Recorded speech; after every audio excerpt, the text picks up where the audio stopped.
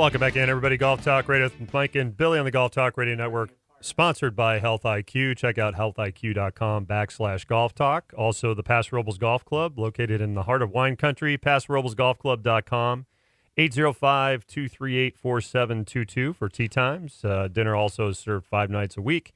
And live music is coming on Wednesday, the 21st of February. Check out PasoRoblesGolfClub.com for booking details and acts coming through. You guys will really enjoy it. In the studio again with us, we have Todd Bordenaro, a PGA professional, and Dr. Ryan McGowie with McGowie Health Group. Hey, we had a ton of actual messages coming on Facebook. One of them was somebody mentioned, they said, hey, we love what's going on with the show today. And they mentioned about the sugars in Gatorade. And is that why, like Billy said, that there was recommendations about the kids not having that Gatorade, especially if it's not diluted? And what is that sugar? What is the sugar that's in Gatorade? Is it what everybody's trying to stay away from? Yeah, well, that would be one problem with, I believe there's high fructose corn syrup in it, which is, generally thought of as not healthy for you. Is that strictly put in items for taste? I mean, I see it in a lot of items. Well, it's an artificial sweetener. Yeah, so is it to make something taste better? Taste sweeter. I didn't say bitter. I said better. Oh, better. In 7 days we've been going after this. Again, I don't know about better, but it would be sweeter. But I've noticed, because I've been told that and try to stay away from that, which I'm aware of. So I look at labels a lot more now. I'm not. Everybody listening thinks I must weigh 750 pounds and I just flop around on the floor. That's not really me. But no, you're a super active guy, man. But I'm aware of those. But they're in a lot of things. And a lot. Well, it's funny. I've read other things from different people that said no matter what kind of sugar it is, your body reacts the same way. If it's, turbinado sugar or white sugar, it's all sugar. So turbinado sugar. Yeah, the brown sugar, cane sugar. The body reacts the same to. Yeah. Would you agree with that? C and H. Well, I've always found this how well when you're talking about reacts, it's the glucose and insulin spikes. So a lot of like the high fructose corn syrup is going to give you a really high spike in insulin. And so that's what the problems are with it, where if you get into something and with sugar, you're going to get a high spike. But then people are doing like the coconut sugar, Lakanto, these things that are sugar alcohols, you're still going to get the spike, but it's not as great. Is the spike dangerous or the come down from the spike that's bad? Both. So you think I don't know anything? I'm a researcher here. Grabbing a candy bar at the turn between nines is probably not the best. But some people say that it is a good thing. I know. That's what Guys, little Snicker bar on the turn, get a little sugar energy going. It might not be the best. It might not be harmful either. I think there goes another sponsor. I think, and a lot of people would agree that keep it in moderation. I'm not going to have everything in moderation. 5 Gatorades. I'm going to have 5 candy bars. Well, it's true. I know it's true. Kind of my thing. And it is true. The more I've researched and trying it, and by the way, I went and saw Dr. Ryan McGowie, and it was an awesome visit. And he's right. It was a very complete, detailed, a lot of great questions, a lot of getting to know who I am and what I do. I mean, it was a 47-page thing I had to fill out. It took a week and a half, but that's okay. It wasn't that big of a deal. But all seriousness, it was very professional, and you got to know me a whole lot more than just were you uncomfortable? Let me pop you back into position, and I thought that was very impressive. So and because it's a holistic way of looking at health. And obviously, you treat people who are, hurting or something, and you can look at their spine or whatever, pop, get them and fix them, right? But it's so much more than that. And so people should come see you. So should people, like they tune up their cars, or I don't know, maybe this is a weird comparison, but should they go to you for a review? Yeah, no. How am I doing? It's New Year. I'm going to come in and see you. You do this workup. And then, that's a great question. I did a workshop recently, and we were talking about thyroid conditions. And one of the person there asked me, how do they know what supplements to take and what ones they should be on? And I think you're asking the right question. You could come in and we'd look at your labs, or we'd look at what supplements you're taking and make recommendations based just on that. It just depends on what it is you're looking for to be healthier. So that's a good way to get started because people may not know where they're at or what they're doing. And same with you, Todd. If a new student comes to you, you must ask a lot of questions, find out what their exercise routines are. What are your goals in life? What do you want to do? You want to just play golf without breaking, or do you want to play competitive golf or whatever? So you must have a complete workup as well. And then you have a recommended regimen. Is that fair to say? Yeah, exactly. I go through a little questions, ask definitely with older golfers if they have any knee issues or shoulder issues. You look directly at me. I have both of those. He has both. Thanks, Todd. And then we could do some specific things for them, exercise. And I know we have a caller, and I think Mr. Shamandel's online. But what about diet? Because you are a certified nutritional coach here too. So is that part of your initial interview with a student? Yeah, I would give them a questionnaire that they would fill out for a week, and then when they come back, we could discuss, what their diet was. So, for like the week Dr. and take a Ryan, look at it. the questionnaire takes a week. Actually, I was very impressed because it was so very thorough. It was cool, man. It was. I thought when I left your office, I'm like, wow, this is the real deal, and so much more than I went in anticipating.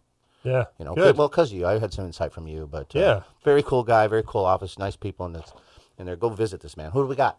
We have Mr. Dave I got Shamandel. a buzzing in my You got a buzzing in your ear? Yeah. Dave, you there? Lack of water, I think. Lack of water. Hey, Dave, you there? There you go. Hello, Michael. Hello, David. How are you? How's your health, buddy? Have you had any I water? drink a lot of water. Okay, cool. Welcome to the show, Dave. Happy New Year. Haven't seen you, but just briefly. You good? I'm fine. I got your putter ready for you, too. Yeah, cool, because I might be playing a little bit of golf today, and I would love to have something to roll the ball with. I have lack of putters in my garage, huh, Todd? None. What None. you got, about 700? Close. It's in the hundreds. I believe it. So, Dave, obviously, you've probably been listening to, we got Dr. Ryan McGowie in here, and then we also have Todd Bordenaro and PGA professional, TPI certified. Renowned. Certified PGA. You and I talked the other night about, and I think this all plays into, actually, same thing if you were doing a club fitting with somebody, is these guys are talking about getting to know who the person is that they're helping out. You were talking the other night about graphite shafts versus steel shafts. What are the real benefits? We seem to be on the topic of health and getting older and talking about golf balls that can help you out. And what about equipment? Oh, it's not important. Next question. No, next question. Question would be a good topic. And sometimes that gets to be a tough question to answer for a simple reason. God, there's only 3 parts to a golf club. The head, the grip, and the shaft. And we kind of run out of stuff, so we start talking about nothing. But I thought of something that I don't think we've ever talked about is graphite shafts and their advantages or disadvantages, or are they good or bad, and stuff like that. So I just thought it'd be something different, and it really does come in handy for a healthy show like this. I have a question. Ooh. Yes, you in the back. Me? Okay, Yes. you in the back. Yes, thank you. Thank you for taking my question. First, I'm a big fan of yours, Dave, and thank you for listening to this question. It was my impression that if people had ailments in their hands, arthritis, if you will, or just joint pain, that graphite was more of a shock absorber than steel. Is that a fair statement? You bet. Thank you for your time, I've been Dave. playing graphite for years, and that's the reason I switched over. It was just trying to protect my body a little bit. And if you got joint problems or just physical problems, a couple of reasons. You can go a little bit lighter, making it easier to swing, and it does absorb vibrations a lot more than anything you can do to a steel shaft. There are some things you can do to steel shafts to ease the pain, I guess you'd say, a little bit, but nothing like graphite. Dave, do you remember the Adams Club that had the steel shaft with the graphite tip? Do you remember that? Yeah, I remember forgot about that. So going into the hosel was like 4 inches of graphite, and then it molded into the rest was steel. Do you guys remember that? I remember that. now. GTs, I think they were called the GT graphite tip. I immediately got those years ago, and that was the theory they explained to me, that the absorb shock. So obviously we got. Yes, Definitely no? helps. It does help. If you're looking, to help out your body a little bit because of shock, bigger grip, softer grip, graphite shafts, definitely those all help. There's no doubt about it. And the thing with graphite, it's got a bad rap over the years. Billy, I know you'll remember when they first came out with graphite shafts back in the 70s. First of all, it was expensive. Graphite shaft for your driver cost $100 back then, which was ungodly, and they weren't very good. You could No, they weren't. Yeah.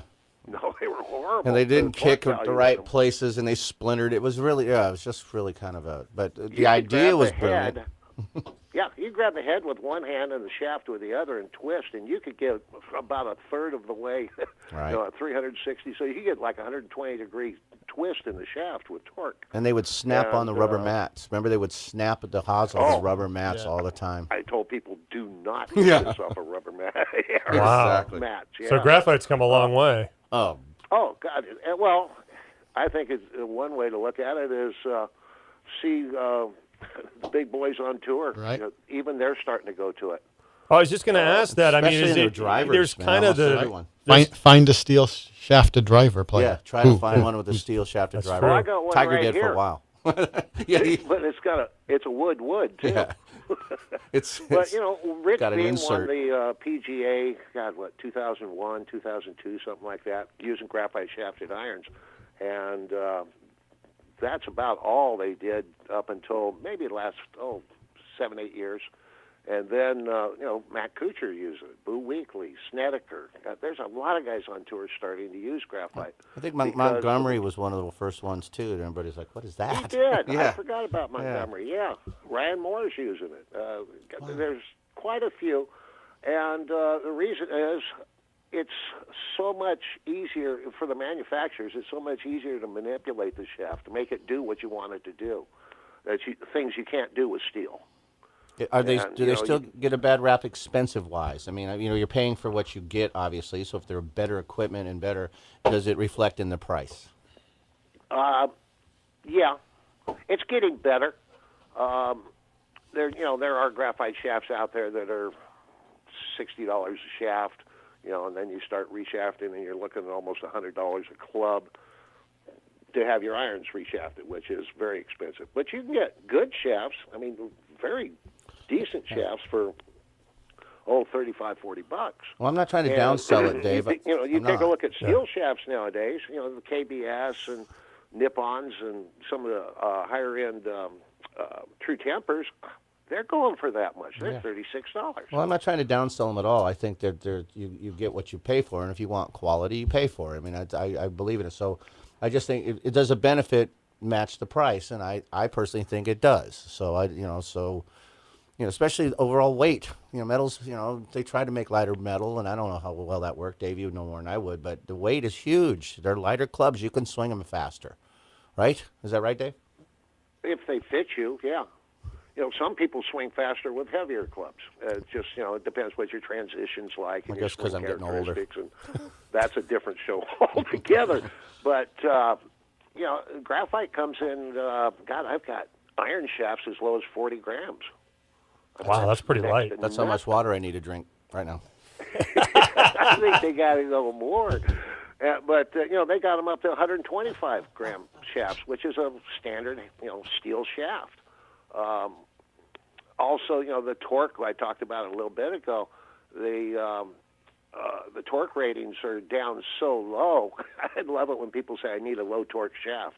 I said, well, then just go buy a graphite shaft. Doesn't make any difference because, they're like down anywhere from 2 to 8 degrees, which are all very low numbers. And steel's torque rating's about 3 degrees, so they actually have graphite shafts that torque less than steel. Well, that brings up a good point, too. With graphite, when I think about graphite irons, I think a lot of people believe that that's for a senior golfer. Oh, yeah. I mean, I'm just talking about Joe Schmo golfer. They walk in and they're like, guy's about 35 years old. He wants a new set of irons. He's like, I'm going steel. Why are you going steel? Because I'm young.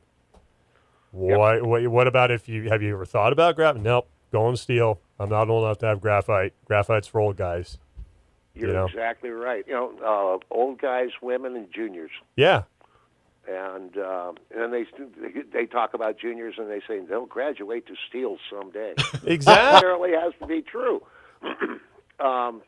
Like I said, one of the big things they had problems with was getting especially for stronger players, is getting the feel to be somewhat like steel. Because graphite and steel do have a different feel to them, but they've even kind of beat that. So they've for the heavier, stronger shafts, they had to make the walls so dang thick that. Now this gets into manufacturing. This is not interesting at all. But when the shaft flexes, it actually ovals a little bit. It doesn't stay perfectly round. Right. Think of your garden hose when you flex it a little bit. And they were making the graphite shafts with such thick walls that they wouldn't oval. And although some people say that makes it more inconsistent, it actually does add to the feel and make it a more consistent flex. So, yeah, they're really starting to beat up on all the cons, and I just thought it'd be an interesting topic. No, especially for a club geek like me. No, I think it's great information, and it's amazing where they've gone with graphite. When you think about, you were mentioning woods, what about hybrids? I mean, very rarely do you see a hybrid with a steel shaft in it. That's real true. Maybe a lot of people would benefit even if they're longer irons, if they still carry longer irons in their set, like a 5-iron, 4-iron. Maybe they should be trying to look at graphite on the longer irons. Jason Day's using graphite in his driving irons. There you go. And you're exactly right. It was kind of interesting when they first came out. You guys were talking about drivers. When was the last time you saw a steel shafted driver? And that kind of went by the wayside. But everybody was still using steel in their fairway woods. And then when was the last time you saw a steel shafted fairway wood? Mine was my TaylorMade burner. The old steelhead burner. I love that the 3-wood. Original burner. Yeah, the original. That was a beauty. And then Pittsburgh Persimmon. Yes. I'm keeping steel in my hybrids. And to be real honest, when was the last time you saw a steel shaft in a hybrid that was manufactured inside the last 5 years? You can't. I don't think you can find them. I stepped away for a minute and came back, but the question is... Did you get your water? I did. I went and got some water. Did you do the full thing? Everything, yeah. 110 ounces? And I lost track. It was 104. 110 ounces? I can swim in that. Well, I'm trying to get part of... Holy cow. I'm trying to get part of my body weight, dude. I mean, it's I might be wrong and probably am, but the graphite, when it first came out, couldn't handle the speed that the tour players were swinging. So they had to, I don't want to say stiffen it up or firm it up. Maybe you already talked about this when I was gone. But now they make it strong. And I mean, Jason Day is swinging graphite, that's hybrids. something. That dude swings fast. So, Yeah. Is there something to do with that? I mean, it's getting quality, it's getting better and more consistent. I'm sure from tip to butt. Oh, as far as consistency going, it's ridiculous how far they've come. People say, well, you give up a little of consistency because of torque, and they say, oh, they can't make them stiff enough, and you hear that argument over and over. But who's one of the most solid ball strikers on tour? Yep. Weekly. What's he swinging? Graphite. There you go. Matt Kuchar, what's he swinging? Graphite. Both very consistent ball strikers. And they wouldn't give that up if they saw, to go to graphite just for yards. I didn't go to graphite because I wanted to hit it farther. I went to it to protect my body. We went to forward tees. Yes. I'm gonna invent something new for a golf course that might help me out. I'm gonna go to the pink tee. There you go. And I'll be the first to play with you that day. I'll play buddy. with you guys. We can play with our pink golf balls, too. That'd be good. At Monarch, we got 4 sets of tees. We got, the blacks and the golds and the bronze and the white, and then the greens, which are way up there. I want to make pink ones. Pink ones. That'd be a lot more fun. Well, Dave, we appreciate your insight. Great segment as always, Clubbing with Dave. Dave Schmandel and Slick Sticks, your key to better golf. Give him a call. He always answers his phone, 805-598-9993. That's 598-9993. Thank you, David. Thank you, guys. Have a great show, and I'll talk to you soon. Yeah, I'm Yes, gonna sir. come find you soon, okay? If you're Oh, around. I got to talk to Billy soon. I got Okay. his putter held hostage. Thanks, buddy. I'll talk to you soon. Thanks for everything, Dave. Have a great day, boys. See you, buddy. Bye. All right, we'll be right back right here on Golf Talk Radio with Mike and Billy on the Golf Talk Radio Network. Don't forget, you can always download our podcast at iTunes. You can find us at Stitcher Radio, Spreaker Radio, and also iHeartRadio. And take Golf Talk Radio with you wherever you go. And check out golftalkradio.com. Check out the Health IQ quiz on golftalkradio.com. Click on the banner. We'll be right back with Todd Bordenaro, PGA professional, and also we have Dr. Ryan McGowie in from the McGowie Health Group. Stay with us.